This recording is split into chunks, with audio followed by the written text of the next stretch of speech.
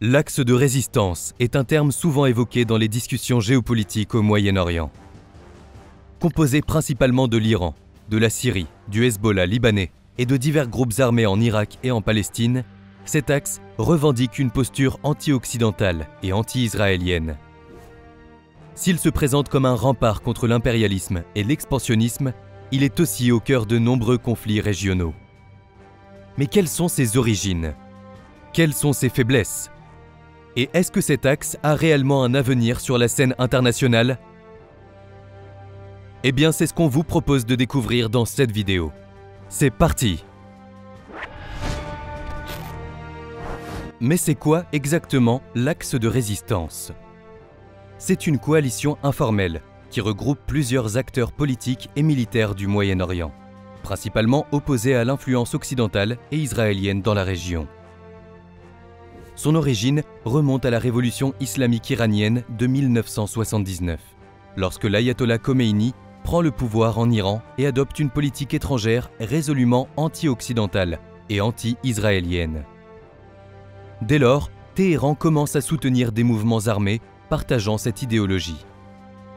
Malgré les sanctions internationales et les pressions politiques, cette coalition reste un acteur central du paysage géopolitique du Moyen-Orient, particulièrement dans les tensions entre l'Iran et Israël, mais aussi dans les conflits régionaux, où l'influence iranienne est contestée. Cependant, il faut savoir qu'Israël et l'Iran n'ont pas toujours été des ennemis jurés.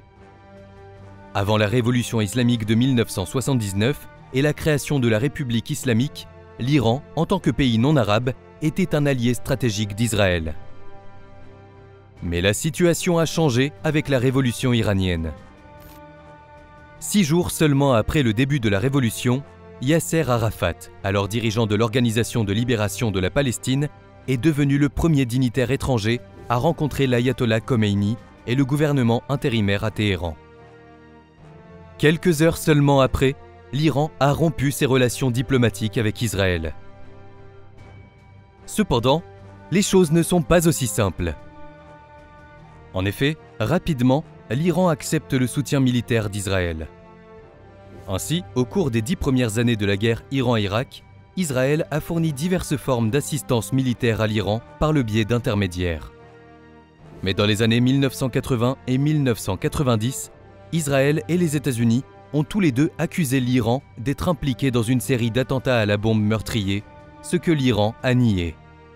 De son côté, l'Iran a déclaré qu'Israël était derrière l'assassinat de plusieurs scientifiques nucléaires iraniens, et les deux pays continuent de s'accuser mutuellement pour plusieurs cyberattaques.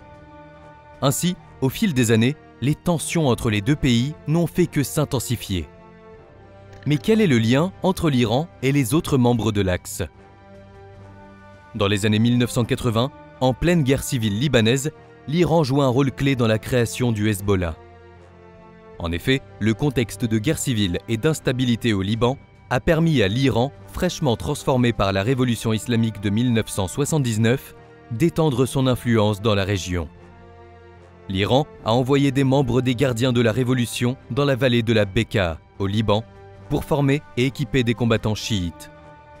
Ces efforts ont donné naissance au Hezbollah, qui s'est inspiré des idéaux de la révolution iranienne et a adopté une idéologie islamiste chiite. Ainsi, fondé en 1982, il devient rapidement un acteur majeur du conflit israélo-libanais. Le Hezbollah se présente comme un mouvement de résistance contre Israël et bénéficie d'un fort soutien financier et militaire de la part de Téhéran. Par exemple, Téhéran fournit un soutien militaire considérable, incluant des missiles balistiques, des roquettes et d'autres armements sophistiqués. Cela a permis au Hezbollah d'accumuler entre 150 000 et 200 000 roquettes, dont des modèles comme les roquettes Fajr 1 HE2. C'est une roquette iranienne à haute énergie et fragmentation de 107 mm. Elle est une version améliorée de la roquette chinoise type 63 et est utilisée principalement pour des systèmes de lancement multiples. Ainsi, au fil des années, le Hezbollah a évolué pour devenir à la fois une force militaire redoutable et un acteur politique influent au Liban, tout en restant un allié stratégique de l'Iran dans la région. Il y a également le Hamas, qui est un acteur clé de l'axe de la résistance. Au fil des années, le Hamas a progressivement renforcé ses liens avec l'Iran, qui lui fournit un soutien financier, logistique et militaire. Bien que le Hamas soit issu du sunnisme, contrairement à l'Iran chiite, cette alliance s'est construite autour d'un ennemi commun, Israël. Le Hamas entretient également des relations avec le Hezbollah libanais, consolidant ainsi son rôle dans l'axe de la résistance. Le Hamas s'inscrit dans une dynamique plus large, où l'Iran tente de renforcer son influence au Levant en soutenant les mouvements de résistance contre Israël et les intérêts occidentaux. Cependant, l'arsenal du Hamas ne dépend pas que de l'Iran. Le Hamas dispose d'un arsenal varié de missiles, allant des systèmes à courte portée comme le Qassam jusqu'à 10 km, aux missiles plus sophistiqués comme le Fajr 5 qui a une portée de 75 km. Même si le Hamas peut compter sur l'Iran, récemment, il a été découvert que le groupe armé avait sa propre production locale d'armes. Par exemple, on y retrouve le missile anti-char Yassin 105. Il apparaît dans plusieurs vidéos diffusées par le Hamas. Ayant une conception à double ogive, la première charge explosive cible le blindage du char, permettant une pénétration partielle ou complète, tandis que la seconde charge assure une pénétration complète à l'intérieur de celui-ci, le faisant exploser. Une réelle technologie de pointe pour un groupe armé comme le Hamas qui est sous blocus israélien. Il y a également les rebelles Houthis du Yémen. Rapidement, les Houthis sont devenus un maillon clé dans la stratégie iranienne, visant à encercler ses adversaires régionaux. Leur position géographique leur permet de menacer les routes maritimes vitales du détroit de Bab el-Mandeb, un point stratégique pour le commerce mondial et les approvisionnements énergétiques. Le mouvement Houthi est issu de la minorité zaïdite, une branche du chiisme qui représente environ un tiers de la population yéménite et qui est historiquement concentrée dans le nord du pays. Le mouvement est né dans les années 1990 sous l'impulsion de Hussein Badreddin al-Houthi, d'où leur nom. Téhéran a rapidement vu dans ce groupe un levier stratégique face à l'Arabie saoudite. L'Iran a apporté aux Houthis un soutien logistique, financier et militaire croissant, renforçant leurs capacités militaires grâce à des armes sophistiquées et des drones perfectionnés. Cette alliance a permis aux Houthis de s'imposer comme un acteur militaire majeur dans la région. Par exemple, depuis le début du conflit au Yémen en 2015, ils ont lancé des missiles balistiques et des drones explosifs contre des cibles saoudiennes, notamment des infrastructures civiles et des installations pétrolières. Ces attaques ont souvent été attribuées au soutien militaire de l'Iran, qui fournit aux Houthis des armes, des technologies et une formation. Ainsi, bien que les Houthis soient avant tout un mouvement local, leur alliance avec l'Iran les a progressivement intégrés à cette coalition régionale. Il y a également les milices chiites en Irak. Elles trouvent leurs racines dans les années 1980, durant la guerre Iran-Irak. Certaines formations, comme le corps Badr, ont été créées à cette époque avec le soutien direct de l'Iran pour combattre le régime de Saddam Hussein. Après la chute de ce dernier en 2003, ces milices se sont renforcées, profitant du vide sécuritaire et des rivalités sectaires, pour s'imposer comme des acteurs militaires et politiques majeurs. Elles sont alors devenues des piliers essentiels de l'axe de la résistance. Elles ont répondu aux appels de l'Iran pour soutenir Bachar el-Assad et lutter contre les groupes djihadistes, notamment Daesh. Leurs actions s'inscrivent dans la stratégie régionale de l'Iran, visant à étendre son influence en formant un croissant chiite allant de Téhéran à Beyrouth via Bagdad et Damas. Le concept de croissant chiite a été popularisé en 2004 par le roi Abdallah II de Jordanie, qui l'a utilisé pour décrire une alliance perçue entre l'Iran, l'Irak, la Syrie et le Hezbollah au Liban. L'idée du croissant chiite repose sur des liens religieux, politiques et stratégiques entre ces acteurs, souvent en opposition aux intérêts des pays sunnites de la région, comme l'Arabie saoudite, et à ceux des puissances occidentales. Ce concept est parfois critiqué comme une simplification excessive ou une vision polarisée des dynamiques complexes du Moyen-Orient. En revenant aux milices chiites irakiennes, parmi elles, il y a le corps Badr, qui est fondé dans les années 80. Il constitue la plus ancienne milice chiite irakienne et entretient des liens étroits avec les gardiens de la révolution iranienne. Il est aujourd'hui intégré dans les forces de sécurité irakiennes. On peut aussi parler de Hassaib al-Halak, qui est fondé en 2006.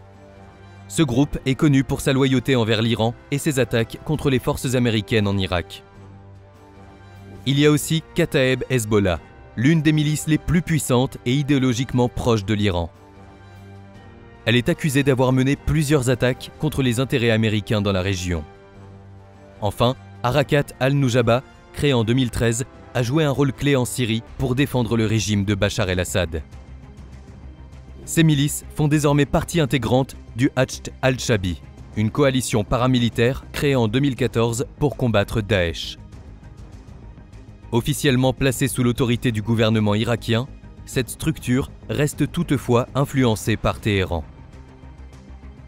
Enfin, on peut parler de la Syrie, qui rejoint cet axe sous la présidence de Hafez el-Assad, puis de son fils Bachar el-Assad, qui succède à son père en l'an 2000. En fait, après l'indépendance de la Syrie en 1946, le pays s'oriente vers le socialisme arabe sous l'influence du parti Baas, partageant des valeurs anti-impérialistes et une opposition à l'Occident. Ainsi, les tensions entre l'État hébreu et la Syrie commencent dès la création de l'État d'Israël en 1948, événement rejeté par la Syrie et l'ensemble du monde arabe. Ainsi, rapidement, la Syrie devient l'allié de l'Iran. Il ne faut pas oublier que l'alliance entre les religieux chiites d'Iran et les Assad, qui appartiennent à la secte minoritaire des Alaouites, une ramification de l'islam chiite, a contribué à consolider le pouvoir de l'Iran dans un Moyen-Orient majoritairement sunnite. Avec la création de l'axe de résistance, l'Iran utilise le territoire syrien comme un corridor stratégique pour fournir des armes et un soutien logistique au Hezbollah, renforçant ainsi son influence dans la région. Avec l'arrivée de Bachar el-Assad au pouvoir en 2000, les relations entre les deux pays s'approfondissent. Téhéran voit en Damas un partenaire essentiel pour sa politique régionale et une porte d'entrée vers le Liban et la Méditerranée. La guerre civile syrienne marque un tournant dans les relations bilatérales. L'Iran devient le principal soutien du régime syrien, fournissant une assistance militaire, économique et politique massive pour contrer les forces rebelles. L'Iran déploie alors ses forces spéciales, notamment les gardiens de la Révolution, et finance des milices chiites venues d'Irak, d'Afghanistan et du Liban pour renforcer le régime syrien. De plus, Téhéran soutient Damas économiquement, notamment à travers des livraisons de pétrole et d'armes. Ainsi, l'Iran a dépensé entre 30 et 50 milliards de dollars depuis 2011. Ainsi, l'Iran est le leader incontesté de l'axe, assurant un soutien financier, idéologique et militaire à ses partenaires. Les gardiens de la Révolution jouent donc un rôle crucial dans la coordination des opérations. La Syrie, sous les présidences de Hafez et Bachar el-Assad, constitue un maillon stratégique en raison de sa position géographique et de son rôle de plaque tournante pour l'approvisionnement en armes du Hezbollah. Le Hezbollah, quant à lui, représente le bras armé de l'axe au Liban et une menace directe pour Israël. Des acteurs secondaires, comme les milices chiites irakiennes ou encore les Houthis au Yémen, renforcent l'impact régional de cet ensemble. Il ne faut pas oublier que l'Iran est l'une des plus grandes puissances de la région. Le pays est surtout connu pour ses missiles. En effet, l'Iran dispose d'une variété de missiles balistiques qui ont une portée de 300 à 2000 km. Une estimation précise de sa quantité est difficile, mais ce chiffre serait entre 60 000 et 200 000. Ces dernières années, il a été remarqué que des progrès avaient été faits en matière de technologie militaire, et aujourd'hui, le programme balistique iranien est d'une rare efficacité et d'une précision impressionnante. Cependant, l'avenir de l'axe est menacé. Regardons ça de plus près. Comme on le voit, l'axe de résistance trouve son origine dans les bouleversements géopolitiques du Moyen-Orient. L'Iran est l'acteur principal de cette alliance. Après la révolution islamique de 1979, le pays est devenu une puissance régionale importante, qui s'est mis comme objectif d'exporter son modèle de gouvernance chiite et affirmer son influence au-delà de ses frontières. Rapidement, il voit dans le Hezbollah et le Hamas des partenaires utiles pour étendre son influence et combattre son principal adversaire, Israël. Cependant, il est important de noter que alors que le Hezbollah et l'Iran sont chiites, le Hamas, lui, est sunnite. Mais malgré les différences religieuses, le Hamas a trouvé en l'Iran un soutien financier et militaire, en raison de leur opposition commune à Israël. On voit donc que malgré leurs différences idéologiques, l'Iran, le Hezbollah et le Hamas partagent un ennemi commun, Israël. Et cette hostilité a été le ciment de leur relation. Il ne faut pas oublier que le Hamas, comme le Hezbollah, sont nés durant les conflits qui opposent le Liban et la Palestine à Israël. Rapidement, ces deux groupes armés ont gagné en influence et ont fait d'Israël leur ennemi numéro 1. C'est une aubaine pour l'Iran, qui décide alors d'investir massivement dans le Hezbollah et, dans une moindre mesure, dans le Hamas. Cependant, les tensions religieuses restent présentes et pourraient entraver l'avenir de l'axe. Alors que le Hezbollah, en tant qu'organisation chiite, est profondément ancré dans le cadre idéologique de la révolution islamique iranienne. Le Hamas, de son côté, est un mouvement islamiste sunnite qui, bien qu'ayant une rhétorique islamique, conserve une forte identité nationale palestinienne.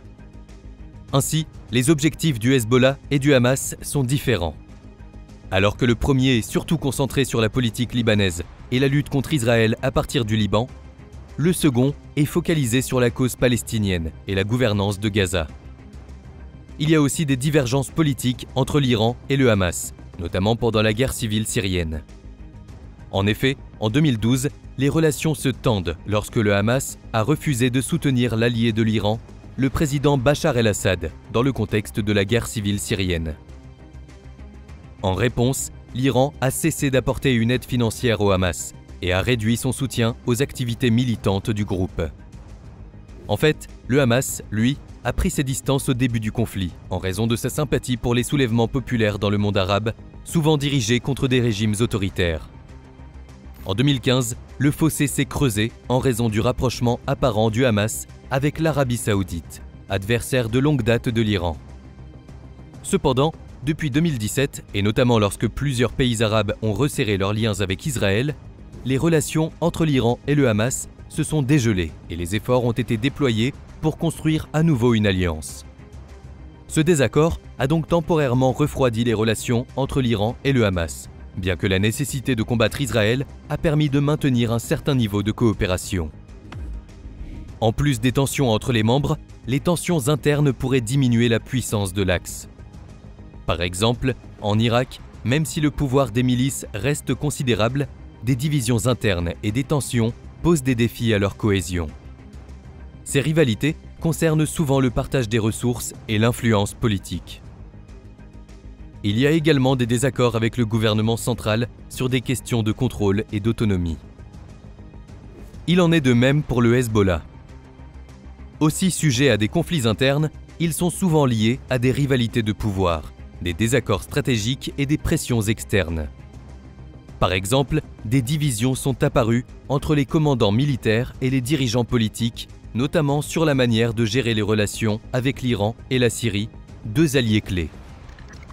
En effet, certains membres, notamment parmi les commandants militaires, craignent que cette dépendance à l'Iran ne limite l'autonomie du Hezbollah et ne le rende vulnérable aux intérêts iraniens, qui ne coïncident pas toujours avec les priorités libanaises. En revanche, d'autres, principalement dans la sphère politique, considèrent ce soutien comme indispensable pour maintenir la puissance militaire et l'influence régionale du Hezbollah, notamment face à Israël et dans le contexte des conflits au Moyen-Orient. Ces divergences reflètent les défis internes auxquels le Hezbollah est confronté, tout en soulignant la complexité de ses alliances. De plus, les récents conflits avec Israël ont exacerbé ces tensions. En effet, il ne faut pas oublier la guerre entre Israël et le Liban, qui a éclaté à l'automne 2024. Israël a intensifié ses frappes contre les positions du Hezbollah au Liban, ciblant ses infrastructures militaires et ses dirigeants, y compris des figures clés comme Hassan Nasrallah. Ces attaques ont considérablement affaibli le Hezbollah, réduisant son arsenal et sa capacité opérationnelle. Ainsi, les pertes humaines et matérielles importantes, ainsi que l'assassinat de figures clés, ont créé un vide de leadership, entraînant des luttes internes pour le pouvoir. Ces rivalités ont parfois conduit à des désaccords sur les priorités stratégiques, comme la gestion des ressources ou l'implication dans les conflits régionaux.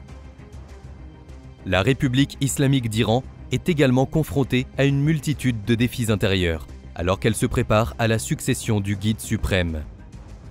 Le régime a été fortement ébranlé par les manifestations nationales de 2022 qui ont suivi la mort de Mahsa Jina Amini, accusée de ne pas porter correctement le hijab. Ce soulèvement a remis en cause la légitimité de l'establishment religieux et a été écrasé brutalement. Beaucoup critiquent également que le régime dépense ses ressources dans des conflits à l'étranger, alors que de nombreux Iraniens sont au chômage et luttent contre une inflation élevée. La jeune génération iranienne, en particulier, est de plus en plus éloignée de la révolution islamique, et beaucoup s'irritent des restrictions sociales imposées par le régime. Il ne faut pas non plus oublier que Téhéran doit faire face à des sanctions internationales qui affaiblissent le pays. Ces sanctions ciblent principalement des secteurs clés de l'économie iranienne, comme le pétrole, le gaz et les finances. Par exemple, les sanctions empêchant l'Iran d'exporter son pétrole à grande échelle, ce qui réduit considérablement ses revenus en devises étrangères. De plus, les banques iraniennes sont coupées du système SWIFT, limitant leurs transactions internationales.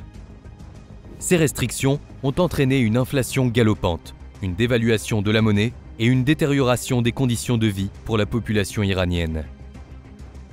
L'Iran a tenté de contourner ces sanctions, notamment en convertissant ses devises en or, mais cela reste insuffisant pour compenser les pertes économiques.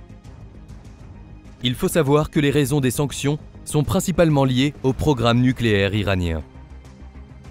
Les puissances occidentales, notamment les États-Unis, soupçonnent l'Iran de vouloir développer des armes nucléaires, bien que Téhéran affirme que son programme est à des fins civiles. En 2015, un accord international avait été conclu pour limiter ce programme en échange d'un allègement des sanctions. Cependant, en 2018, les États-Unis se sont retirés de cet accord et ont réimposé des sanctions, accusant l'Iran de ne pas respecter ses engagements. Un espoir de fin des sanctions a eu lieu le 14 novembre 2024 avec les négociations de la dernière chance sur le nucléaire iranien. En effet, le retour en janvier de Donald Trump à la Maison-Blanche fait craindre une montée des tensions. Ainsi, le chef de l'Agence internationale de l'énergie atomique, aussi appelée IAEA, Raphaël Grossi, a rencontré à Téhéran des responsables iraniens pour discuter de leur programme nucléaire. Il a notamment rencontré le ministre iranien des Affaires étrangères, Abbas Araghchi, qui était en 2015 le négociateur en chef côté iranien des pourparlers avec les grandes puissances. Mais il y a aussi le chef de l'Organisation iranienne de l'énergie atomique, Mohammad Eslami. Après ces discussions, Abbas Araghchi a déclaré que le pays ne négocierait pas sous la pression et l'intimidation. Pour sa part, Mohammad Eslami a prévenu que l'Iran réagirait en cas de pression étrangère sur le programme nucléaire de son pays. Il faut savoir que le chef de l'IAEA a précisé que l'Iran n'a pas d'armes nucléaires à ce stade. Le 15 septembre, Raphaël Grossi a visité 2 sites d'enrichissement d'uranium dans le centre du pays. Au même moment, l'Iran annonce vouloir lever les doutes et les ambiguïtés sur son programme nucléaire. Cependant, aucun accord n'a été trouvé. En effet, le 19 novembre, l'IAEA a déclaré dans un rapport que l'Iran a fortement augmenté ces derniers mois son stock d'uranium enrichi. Toutefois, toujours selon le même rapport, l'Iran a engagé des mesures pour stopper l'expansion de son stock d'uranium hautement enrichi. En effet, le 15 septembre, lors de sa visite, le chef de l'IAEA, Raphaël Grossi, a vérifié sur les sites nucléaires de Natanz et Fordo que l'Iran avait commencé à mettre en œuvre des préparatifs visant à stopper l'augmentation de son stock d'uranium enrichi à 60%. Toutefois, pour que l'Iran tienne cette proposition, le pays a annoncé comme contrepartie que les puissances occidentales renoncent à faire adopter une résolution condamnant son manque de coopération avec l'IAEA, selon des rapports confidentiels de l'agence. Ce projet de résolution, soutenu par les États-Unis, le Royaume-Uni, la France et l'Allemagne, critique le manque de coopération de l'Iran avec l'IAEA et appelle à un rapport complet sur ses activités nucléaires. Cette initiative vise à pousser l'Iran à négocier de nouvelles restrictions sur son programme nucléaire, alors que l'accord de 2015 expire officiellement en octobre 2025. Parallèlement, l'Iran a accepté d'envisager l'autorisation de 4 inspecteurs expérimentés supplémentaires dans le pays, mais sans inclure ceux précédemment interdits par Téhéran. Cependant, le 20 novembre, on apprend que les pays européens et les États-Unis ont déposé leur résolution. D'autres sanctions visent également le soutien de l'Iran à des groupes armés comme le Hezbollah, perçus comme des menaces pour la stabilité régionale. Cependant, le réel problème pour l'Iran et le reste de l'axe est le cas de la Syrie.